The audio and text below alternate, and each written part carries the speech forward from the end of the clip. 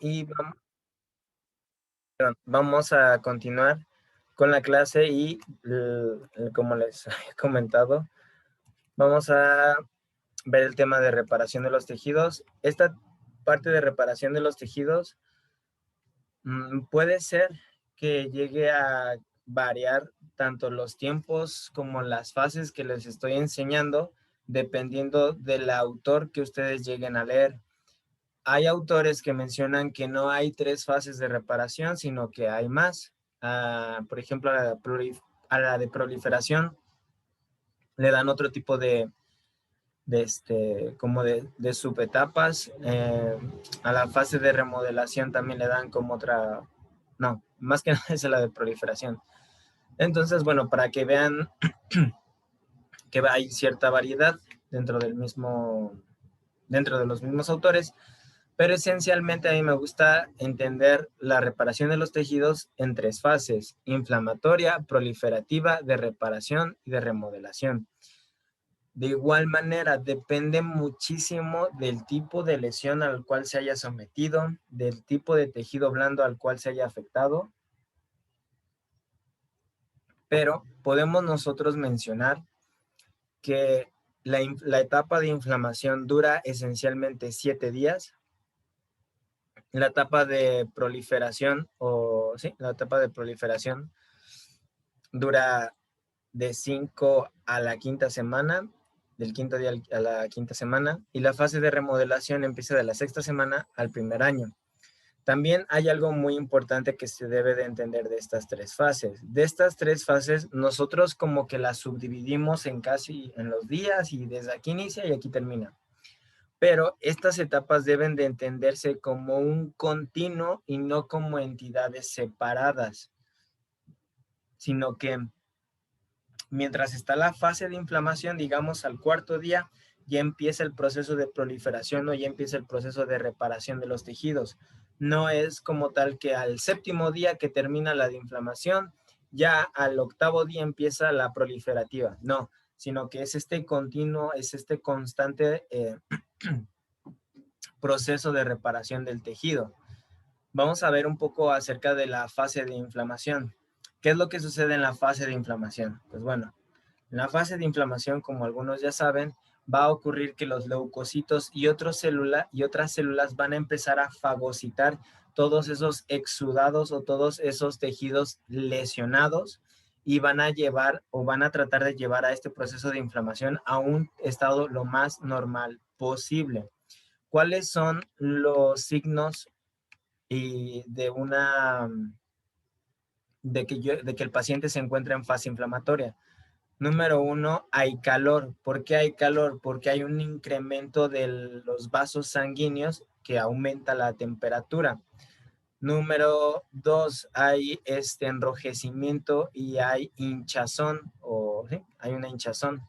Esto se debe a que incrementa la permeabilidad de los tejidos. Entonces, al momento de que aumenta la permeabilidad, empieza a pasar mucho más células y se empieza a hinchar. Por la misma vasodilatación da ese color rojizo. Luego hay cierta rigidez en el parte del paciente. Está hinchado y no lo puede mover. Es esa limitación en el movimiento que tenemos. ¿Esto por qué se debe? Esto se debe porque hay una extravasación de los leucocitos. Es decir, hay demasiados leucocitos, y como hay demasiados leucocitos, lo que están generando es una rigidez. O sea, no, digamos como que no se permite bien el paso de esos leucocitos y da esa, de nuevo, rigidez. Y luego, por último, tenemos dolor. Este dolor se da porque hay una respuesta sistémica de todos los leucocitos y de todas estas cascadas de la inflamación. Empieza a segregar sustancias como histamina, y estas histaminas empiezan a mandar sustancias químicas que empieza a haber más acumulación también de sustancia P, puede haber glutamato. Entonces todo esto empieza a desencadenar que también los mismos nervios periféricos se empiecen a generar cierta excitabilidad y empiecen a enviar información relacionada al dolor. Por lo general les digo, la fase inflamatoria comienza desde el primer día hasta el séptimo día de la lesión. Sin embargo, en esta fase inflamatoria hay 3 subetapas que nosotros podemos llegar a observar. La primer subetapa es la vasoconstricción. Curioso, ¿cierto? Que lo primero sea que haya una vasoconstricción. ¿Y esto por qué se da? Porque lo que quiere hacer el cuerpo es minimizar la pérdida de sangre. Perdón, al momento de que se pierde, de que se minimiza inmediatamente la pérdida de sangre, nosotros evitamos que haya o el cuerpo evita que haya una hemorragia. Entonces, al ver la vasoconstricción, empieza inmediatamente una agregación plaquetaria en el sitio de la lesión. Es decir, van a empezar a venir todas estas células plaquetarias, van a tratar de, digamos, taponear la lesión que pasó, y todo esto va a ocurrir en un tiempo récord. Ahora sí que ocurre durante los 10 primeros minutos de la lesión, y como tal, como hay una vasoconstricción, me va a dar una hipoxia en los tejidos, me va a dar una disminución del oxígeno. Entonces, aquí nosotros observamos, por ejemplo, en esta imagen, cómo hay una lesión en el tejido. Inmediatamente las células endoteliales empiezan a causar una vasoconstricción, haciendo que ahora sí que el tejido reduzca su espacio, se vasoconstriña y empieza toda esta segregación plaquetaria. Esto genera la hipoxia, y la hipoxia intermitente causada por vasoconstricción, ojo acá, va a actuar como un estimulante de la angiogénesis, es decir, creación de nuevos vasos sanguíneos. Y esta creación de nuevos vasos sanguíneos va a favorecer a la vasodilatación posterior que se va a tener, va a favorecer a toda esta circulación. Entonces, teniendo entendido esto, nosotros nos estamos preguntando si al momento de tener la lesión, lo más pertinente es colocar hielo. Posiblemente el hielo en las primeras, ahora sí que en los primeros 10 minutos los primeros minutos de alguna lesión, pudiera llegar tal vez a favorecer todavía un poquito más esta hipoxia, esta vasoconstricción, pero la verdad es que es muy raro que un paciente, a menos que se encuentre obviamente en el deporte, pero que un paciente llegue, se lesione y que lo primero que haga la persona sea ponerse hielo en sí. Pero bueno, ¿dudas hasta este momento?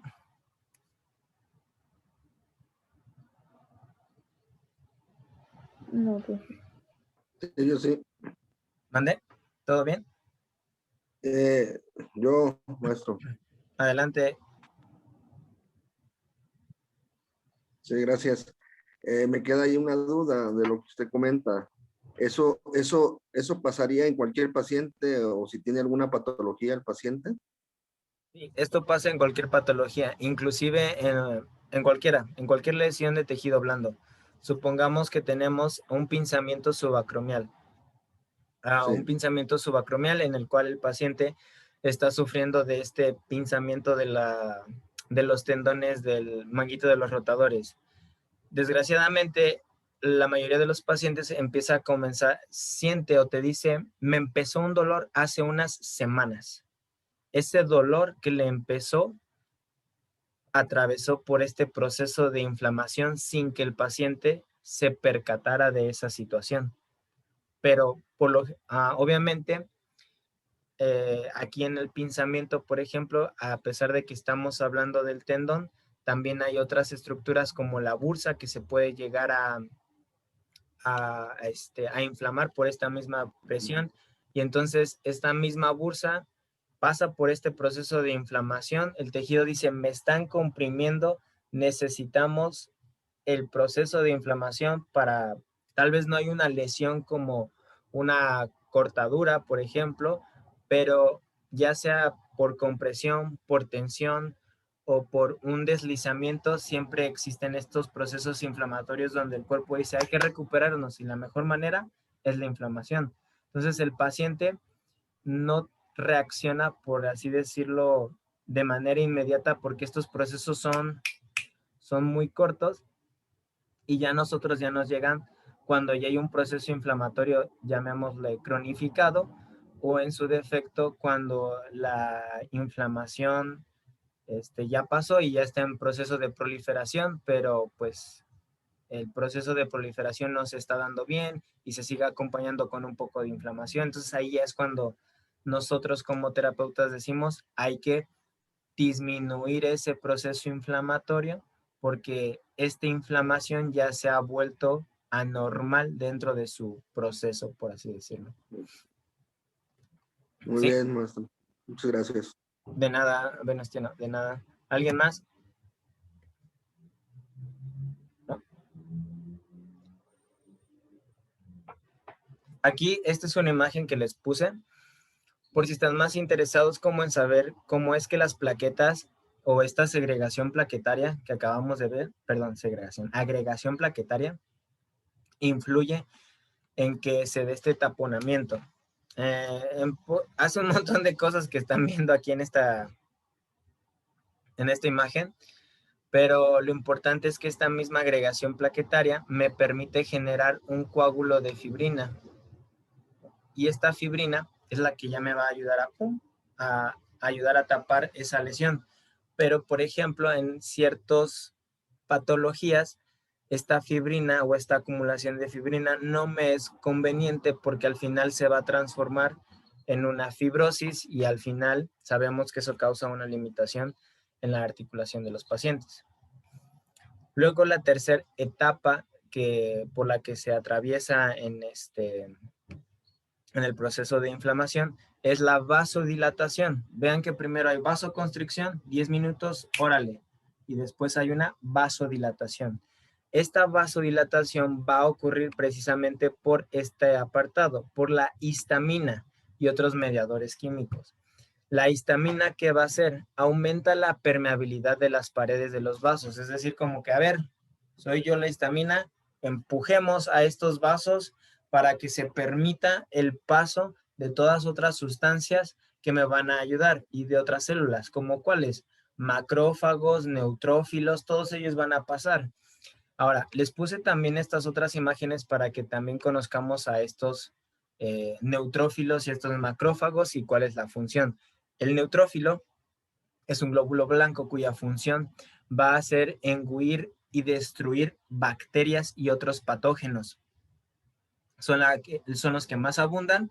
Entonces, ¿qué es lo que hace el neutrófilo? Venga, vamos a destruir bacterias. Mientras que el macrófago lo que hace es absorber al patógeno, tanto células cancerosas y desechos microscópicos, que luego se van a destruir y se van a degradar.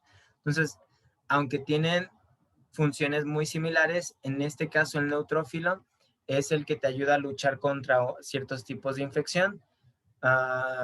Digamos, como una clase de analogía, por así decirlo, que el neutrófilo es el soldado y un macrófago viene siendo aquella persona o aquel carro de basura en el que se está recolectando todos esos desechos y que no se van a necesitar.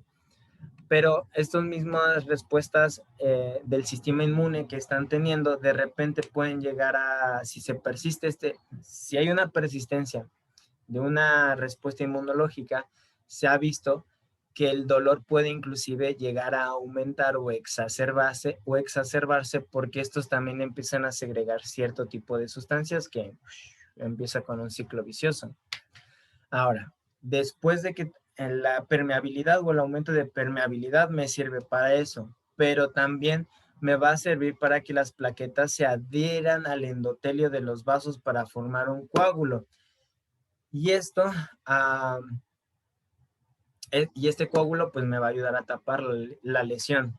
En un paciente con algún pinzamiento subacromial, este coágulo no me va a beneficiar del todo. Además de esto, también se van a producir señales para los fibroblastos. Los fibroblastos son células que van a permitir la producción ¿de quién? De colágeno y de tejido nuevo para reemplazar al tejido lesionado. Y es en ese momento donde inician los fibroblastos cuando empieza a aparecer lo que es la fase D proliferación. En esta fase de proliferación va a ocurrir todavía una angiogénesis y una deposición del colágeno, es decir, más creación de vasos sanguíneos, más colágeno, pero ocurre lo siguiente: hay una disposición desordenada del tejido, y esto es muy, muy importante de recordarlo. Nosotros tenemos, por ejemplo, déjenme ver si aquí hay, ya está. Quiero que observen aquí está, esta imagen. Esto que nosotros tenemos es colágeno tipo 1, y quiero que observen que la disposición de las fibras del colágeno tipo 1 son en vertical o son paralelas. Estas colágeno tipo 1 me permite. El colágeno tipo 1 está distribuido a lo largo de los ligamentos, cápsulas articulares y tendones. Entonces, en el tendón en especial, va a permitir que haya una buena transferencia de fuerzas. Por ejemplo, si Jesús va a saltar, estas fibras de colágeno, como se encuentran en disposición vertical, permiten absorber el impacto y al mismo tiempo liberarlo. Es como una clase de resorte. En los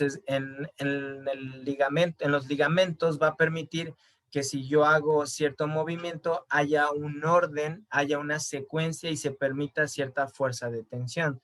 Pero yo les hago la pregunta: ¿qué pasa con el colágeno tipo 3? Si este colágeno tipo 3, que es un colágeno inmaduro o es un colágeno desorganizado, es un colágeno que no se encuentra como el uno en cuanto a la organización, en cuanto a la firmeza, puede llegar a ser que que la disposición del tejido de granulación, en lugar de mantener esta alineación vertical o en paralelo, empiecen a segregar, empiecen a disponerse de manera desorganizada, como el colágeno tipo 3, es decir, como una fibra para acá, otra para acá, otra para acá, así, así, y empiezan a hacerse su mismo relajo. Ahora yo les pregunto, ¿este tipo de disposición, de organización de las fibras, me va a permitir para que yo haga un buen salto, para que yo haga un buen movimiento? No, no creo. No. No, porque No. a pesar de que es un tejido de reparación, no tiene la orientación para soportar las cargas. Esto explica por qué los pacientes que han sufrido esguinces, y sobre todo esguinces de tobillo, nos dicen: ay, es que fíjate que tuve hace 6 meses un esguince de tobillo, pero me sigue doliendo y no me lo traté. ¿Por qué crees que sea? Pues, ¿por qué creo? Pues porque tienes un tejido desorganizado completamente, porque no tuviste un proceso de reparación adecuado. ¿Y cómo se da ese proceso de reparación adecuado? Con el movimiento. Cuando tú a un paciente lo atiendes lo más pronto posible, inclusive en fase inflamatoria, lo que estás ayudando es que el movimiento le está diciendo a esas fibras de colágeno cuál es la manera correcta de organizarse. Si se esguinzó el tobillo y en fase inflamatoria y empezamos a hacer este movimiento, los ligamentos se entienden, bueno, no entienden, ¿verdad? Pero los ligamentos están captando esta carga mecánica y empiezan a disponerse en una orientación de tal manera que les permita a ellos el poder generar una buena carga o una buena distribución de la carga.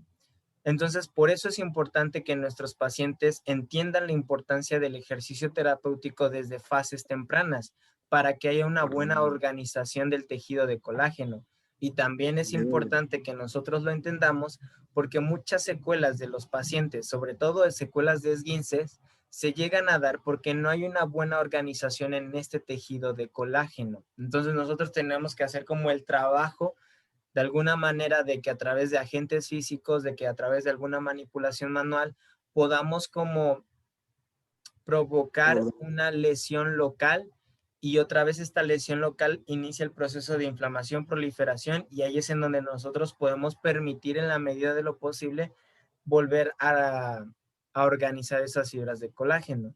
Si el esguince, hablo de esguinces porque es de lo más común que se van a enfrentar. Si el esguince es prolongado, ya pasó más de un año, ya pasó, ahora sí que ya pasó más de un año, ese tejido es muy difícil que yo lo vuelva a reorganizar. Casi que se queda de esa manera, pero aún así yo puedo trabajar o mejorar la estabilidad de ese paciente. Yo, maestro. Entonces, esas fibras de colágeno se ponen, se podría decir, a paralelo de cómo van las fibras musculares o cómo van los ligamentos. Sí, exactamente. Así mero, Alfredo. Se van en esa disposición. Exactamente así. Adelante. Yo, profe, ¿y entonces qué pasa con las de colágeno tipo 3? Ahí voy, ¿eh? No, déjenme grabarla. Sí, está bien. Bien, con las fibras de el colágeno tipo 3, lo que termina haciendo es permítame tantito, déjenme ver si estoy mal. El colágeno tipo 3 termina pasando a ser colágeno tipo 1, o inclusive puede ser que el colágeno tipo 3 se quede así sin pasar a su estadio del tipo 1. Entonces, puede ser que digamos que un esguince tenga una proporción de fibras entre colágeno tipo 1 y colágeno tipo 3. Lo ideal es que, les digo, esto pase a esto. Sin embargo, pese a que el colágeno tipo 3 va a pasar a colágeno tipo 1, no van a poseer la organización que yo quiero, sino que va a estar toda desorganizada y ese es el problema. ¿Sí? No sé si quedó resuelta tu duda, Jesús. No mucho. Lo que voy es de que, por ejemplo, el colágeno tipo 3 con la terapia, como está desorganizado, de acuerdo como dice, con la terapia física que se le está dando, entonces ya se organiza y es cuando se forma tipo 1. Exactamente. Perfecto, está bien. Gracias. Eso mero. Maestro, yo tengo una duda. ¿Y el colágeno tipo 3, entonces, también igual se va a encontrar en los ligamentos, tendones? Sí, sí, también. El colágeno, como es es un elemento que se encuentra prácticamente en el tejido conectivo. Entonces, de hecho, colágeno 3 lo podemos encontrar también en la piel. Lo podemos encontrar en las capas de la piel, dermis, epidermis, fascia también. Y también lo podemos encontrar en el nervio. ¿Por qué en el nervio? Porque en el nervio va a tener capas de tejido conectivo que van a protegerlo, como el epineuro, el endoneuro, y es epi, peri y endoneuro. Entonces, en esas capas también voy a encontrar colágeno. Si se lesiona el nervio necesita colágeno tipo 1. Si se lesiona el músculo también posee tejido conectivo. En este caso, posee el epimicio, perimicio y endomicio. Y de igual manera, tejido conectivo involucra colágeno. Entonces, por eso necesito en prácticamente casi toda la estructura de nuestro cuerpo necesita el tejido de sostén y necesita de colágeno para poder mantenerse firme, mantenerse firme. ¿Sí? Sí, gracias. Bien. ¿Alguien más? ¿No? Profe, yo sí tengo una duda. Es que la clase pasada yo le entendí que el colágeno tipo, bueno, es que ya me revolví toda con los colágenos. Entonces dijo que el colágeno 3 es para, pues casi todos los tejidos, la mayoría de los tejidos. Los tipo 2 había dicho que eran para hacer como que la fibra muscular tuviera mayor contractibilidad o algo así, ¿no? O ya me perdí ahí. No me acuerdo de eso. Pero hagan de cuenta que el colágeno tipo 3, Ajá. bueno, en general el colágeno tiene diferentes subtipos, no solamente 1 y 3, sino tiene varios. Dentro de estos, el colágeno tipo 3 puede encontrarse en todas estas zonas y puede pasar a evolucionar y puede desarrollarse en un colágeno tipo 1. La idea ahorita, o lo importante que como que debes de recordar, es que el colágeno se encuentra distribuido en todo el cuerpo y que el colágeno tipo 3 debe de pasar a 1 cuando el tejido se encuentra lesionado. Cuando el tejido se encuentra lesionado, empieza a verse los fibroblastos, empiezan a segregar colágeno inmaduro, que es el tipo 3, pero estos mismos fibroblastos tienen que ayudar a la maduración del colágeno tipo 1. Todo colágeno en sí me va a terminar ayudando para el sostén del cuerpo. No sé si quedó más claro. Sí, profe, ya mejor. ¿Sí? Sí. Bien. Ahora, en la fase de proliferación hay dos objetivos principales en la curación de las lesiones. Y sobre todo, hablando un poquito de la curación de las heridas como las que estamos viendo en las imágenes. Número 1, va a proporcionar consistencia y va a facilitar el desplazamiento de otras células, tales como células endoteliales, macrófagos, mientras están participando en la curación de los tejidos, o de la herida, perdón. Después, este tejido va a contener capilares, fibroblastos y miofibroblastos para dar un tejido de granulación. ¿Qué quiere decir esto? Veamos, por ejemplo, aquí esta úlcera por presión, ¿ok?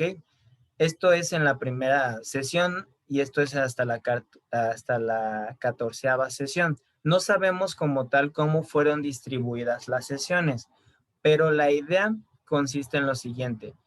Al momento de que se encuentra en la fase de proliferación, lo que se tiene que hacer es empezar a cerrar la herida. Si se empieza a cerrar la herida, lo que son los macrófagos pueden intervenir mejor para ir, ahora sí que desechando todo, ¿cómo se llama?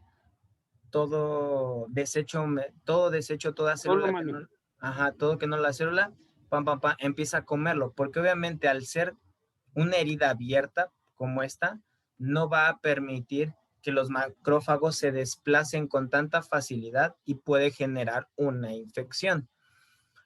Al momento de que se empieza a ver más células endoteliales, empezamos a cerrar esa herida, se empieza a generar mejor consistencia de fibroblastos, miofibroblastos. Los fibroblastos van a generar, les digo, colágeno esencialmente. Los miofibroblastos pueden llegar a generar tejido muscular. En este caso, en esta herida, como se llegó un poco al músculo, lo que se va a segregar es que estos miofibroblastos empiezan otra vez con músculo. Estos miofibroblastos hacen más cosas, pero ahorita no me acuerdo con precisión qué es lo que hacen. Según esto, la etapa de proliferación es de las fases más delicadas de curación.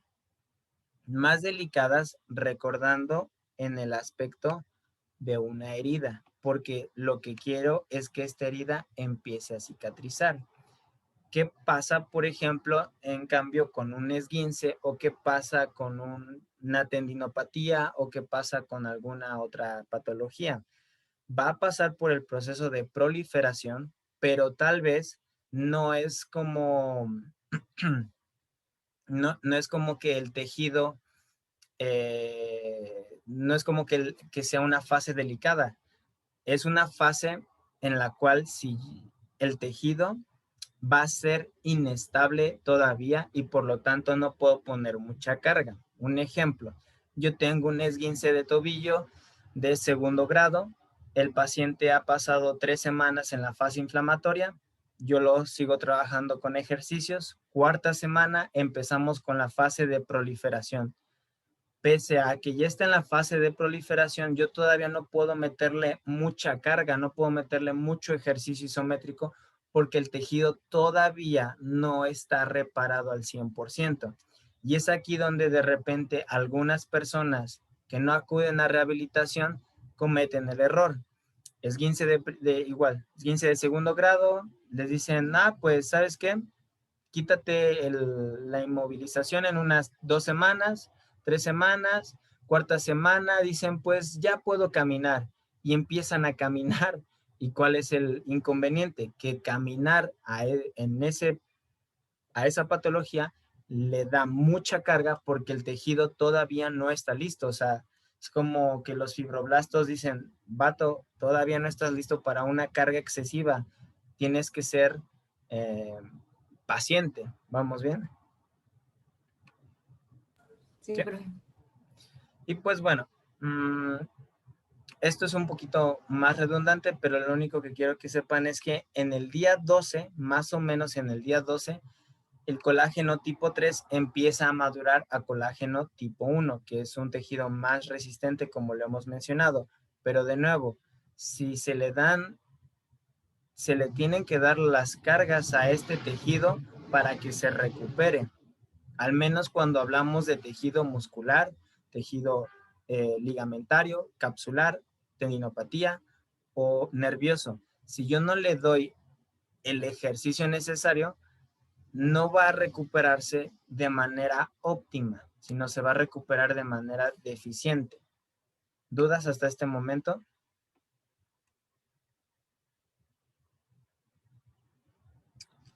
No, está bien, profe. Bien. ¿Cómo se sienten? ¿Cansados? ¿No cansados? ¿Mucha información? ¿Poca información? Todo bien, interesante, maestro. Muy bien, profe. Muy bien, entonces nada más denme 6 minutos, lo que dura esta sesión, y les doy un descanso. Luego seguimos con la tercera fase. En la tercera fase vamos a ver qué es la fase de remodelación. Aquí, ¿qué es lo que empieza a pasar? Los macrófagos descomponen el colágeno tipo 3 en tipo 1 y todavía sigue toda esta como que transformación y todo muy bonito, en fin. Los miofibroblastos y los fibroblastos producen colágeno tipo 1 y donde se produce un contenido normal de colágeno después de 4 o 5 semanas. ¿Cuántas? 4 o 5 semanas para fortalecer aún más al tejido nuevo. Tu paciente lleva un mes contigo y él no esperaba que su recuperación fuera tan lenta, sino él esperaba que con 2 sesiones ya estuviera su lesión, recuperada su lesión. Tenemos que hacer hincapié en los pacientes que podemos tardar en la rehabilitación hasta un mes. Obviamente sabemos que pueden tardar más, pero digamos que en un esguince de primer grado, a pesar de que fue de primer grado, el tejido en un mes todavía no está al 100%. Así que yo debo de también educar al paciente y decirle, mira, tu tejido todavía no está al 100% y todavía no puedes como regresar a jugar tan como antes. ¿Por qué? Pues porque todavía tu tejido está fortaleciéndose aún más, así que aguántame tantito. De nuevo, esto ya se los había explicado, pero esta fase dice que continúa 2 semanas después de la lesión. ¿Cuánto tiempo puede durar esta fase de remodelación? Esta fase de remodelación puede tardar, déjenme nada más poner esta imagen, puede tardar desde la 6ª semana hasta ¿cuánto? Hasta un año. Conforme va avanzando el tiempo, el proceso de cicatrización o el proceso de remodelación se va disminuyendo. Entonces, esto quiere decir que mientras más tarde te llegue un paciente, menos tiempo tienes para darle ese buen adecuado, ¿cómo se llama? Ese adecuado programa o ese adecuado ejercicio. Pacientes que tienen esguinces de primer grado ya se pueden sentir muy bien al mes, pero a pesar de que ya tienen un mes sintiéndose bien, ya juegan, ya saltan, ya hacen lo demás, ese proceso de remodelación de los tejidos puede todavía prolongarse. ¿Cuánto tiempo? Tal vez unos 2, 3 meses. El paciente ni se va a enterar, pero su tejido sigue en proceso de remodelación. Es por eso que en ocasiones algunos pacientes vuelven a reincidir en alguna lesión. ¿Por qué? Pues porque ellos dicen, me esguincé hace 5 meses, ¿por qué me pasó eso? Pues porque tu tejido todavía estaba en proceso de remodelación, no estaba al 100%, al 100%. Pues bueno, y ya para terminar esto, hay que ver algunos factores muy importantes que pueden intervenir en la curación de nuestros tejidos. Primer factor, la oxigenación. Si no se tiene una buena oxigenación, no se va a tener una buena recuperación en los tejidos. Es por eso la importancia del ejercicio aeróbico. Si el paciente sufre de alguna infección, si sufre algún resfriado, va a disminuir el proceso. Si tiene estrés, tanto emocional, personal, etcétera, las hormonas sexuales influyen para que se desencadene más, sobre todo, por ejemplo, en las mujeres cuando se tiene su periodo, como se segrega más prostaglandina, aumenta el proceso de inflamación, aumenta el proceso de dolor, así que eso puede también disminuir la recuperación. Si se tiene diabetes, un paciente diabético no se recupera de la misma manera como uno normal. Si se toman ciertos medicamentos, si se tiene obesidad, si se fuma, si hay alcohol, si hay nutrición y si hay cierta edad ya en el paciente. Sobre todo si hay cierta edad, hay que hacerles hincapié que su recuperación puede ser más lenta. ¿Por qué? Porque la fagocitosis es más lenta. Hay más fibrosis en un paciente geriátrico, o sea, la recuperación de su tejido muscular es más hacia la fibrosis y hay menos producción de factores de crecimiento. Es decir, estas hormonas que me ayudan a que el músculo crezca, que el tendón crezca, que el hueso crezca, hay menos producción y por lo tanto se retrasa. Aquí me hizo falta agregar uno, pero la cafeína también puede ser un factor que ayude, que evite el proceso de recuperación de los tejidos. Hay que hacer mucho hincapié en lo que es el alcohol y en lo que es el fumar. ¿Dudas? ¿Comentarios?